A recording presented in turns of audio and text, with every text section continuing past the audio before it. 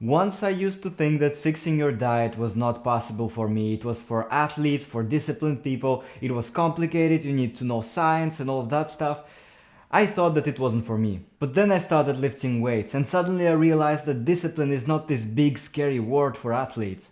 It's actually pretty easy. And as I found out, discipline and consistency are two very different things. And after years of eating almost zero junk food, I can tell you that it is absolutely easy to stay in this state. All you need to do is to get there. And in this video, I'm going to describe you exactly the steps that you need to take that I took myself 3 years ago, and I've been improving them and trying to make them even easier to follow so that it's completely refined. But first, we need to do one thing.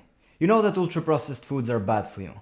But why? And people usually say, well, yeah, they're full of added sugars, cereals, weird ingredients, while at the same time being completely deprived of micronutrients. Of course, they're bad for you. That is true. They're also deprived of protein and fiber, which are essential for your health.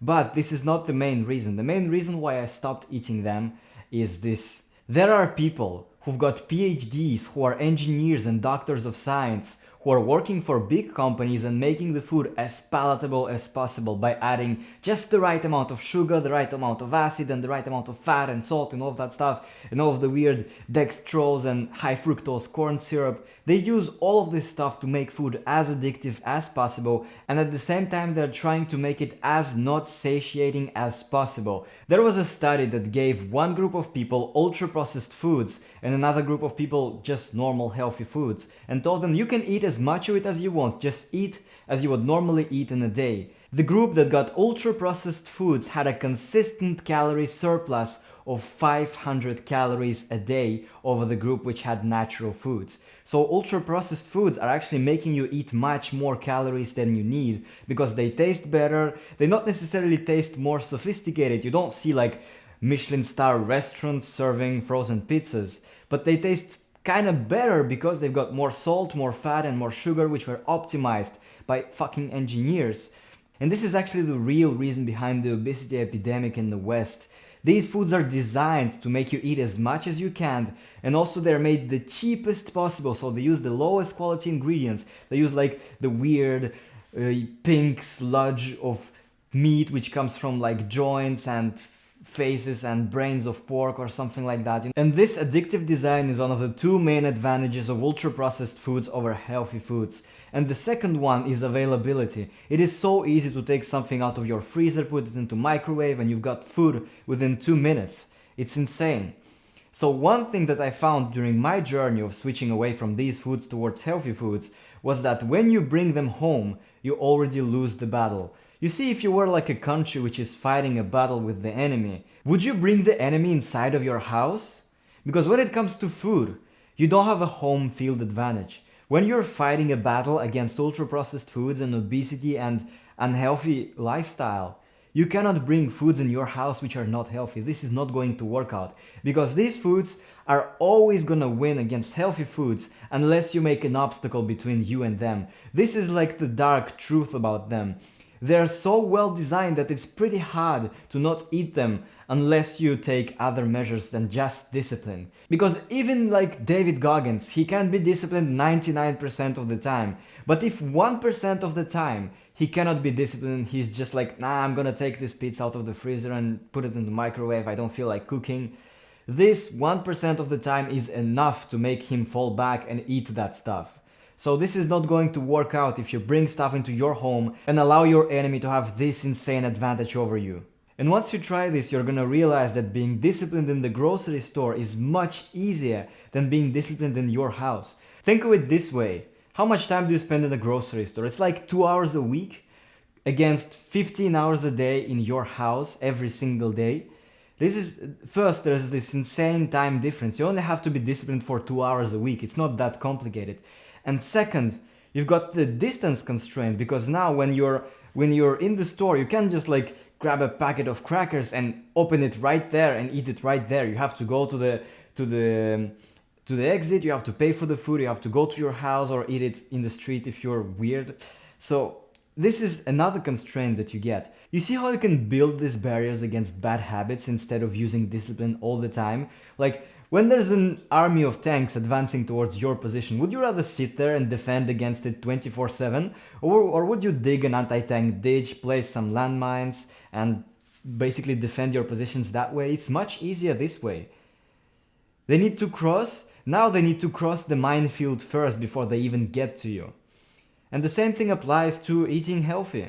It's just as easy as that. Like the difference between a guy who is eating healthy all the time and someone who is only eating junk food is so insanely narrow. They're so close actually. I've been to when I just started out, I've been to one side and to the other. It was changing so fast. Like the difference is so small. And the difference is just how you establish your position, how the barriers that you build, the environment that you set up, your habits. So yeah, this is the most important aspect of this. But another thing that I did was I started to train and I realized that the days where I was really locked in the gym, I would just refuse to eat unhealthy or eat not right calories or not eat enough protein. I was just like, yeah, I spent like 2 hours grinding in the gym today. Why would I waste this effort in the kitchen eating something which is not aligning with my goals? Like I wouldn't just eat a bowl of pasta when I grind it for so long. I wouldn't waste this effort. And this is really important because actually once you start lifting weights or doing some other kind of exercise, you will realize that now you respect your diet much more. It's like a collateral effect. And it works the other way around. Like once you start eating healthy, you're like, bro, I'm eating all of that protein? What is it for? I need to go and lift weights for it or do cardio, something like that. And it's insane how powerful this one is because it's actually giving you like this package of things. You're building muscle and at the same time you're getting so much healthier. Now one last thing which I found extremely helped me to stop the cravings, because the first two things they prevented me from falling back into eating junk food, but the last one was basically like, nah, I don't even want this.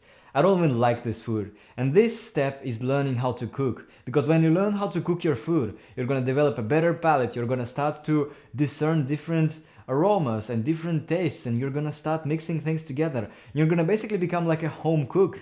And once you develop a palate for real foods, you're gonna become invincible. Like literally junk food doesn't even excite me anymore. I don't like it. If someone offers it to me, I just politely decline, but in reality I just don't fucking want to eat it because it's disgusting to me. And the reason for that is because you are used right now to probably eating sugar and fat, and these are your two main sources of pleasure. But once you discover more deep things, you try different spices, you try different cultures, different methods of cooking, different techniques, you're gonna learn that actually your brain was much more sophisticated than that, and now you enjoy more high quality foods. Like this is the thing, after 6 years of living in France, I realized that there's so much more to food than just using it as fuel or as comfort. Like I look weird at both guys who eat junk food and guys who drink 10 eggs in the morning because they don't have a different way of consuming protein. Yeah, you're gonna drink your 10 eggs and you're gonna gag and wanna vomit, but you're gonna get your protein even if there's like anti-nutrients and stuff and raw eggs which you shouldn't really consume. That's but just my idea. I don't think it's a good strategy to eat through discipline. I think the great strategy is to learn to enjoy real foods as opposed to just denying junk food by pure discipline. Once you learn to enjoy real food, you don't even want to eat junk food, and this is the ultimate proof against this bad habit. There is nothing which is more powerful than just learning to cook and learning to enjoy what you eat. So yeah, I hope this was helpful. I hope these 3 points are going to change your life just like they changed mine. I've seen immense progress from this. I've transformed my physique. I've become much more social. I got so much more energy right now. I'm in engineering school, but I'm still recording these videos for you because, well, I've got some energy for this. And I hope this was really helpful, and I will see you next time.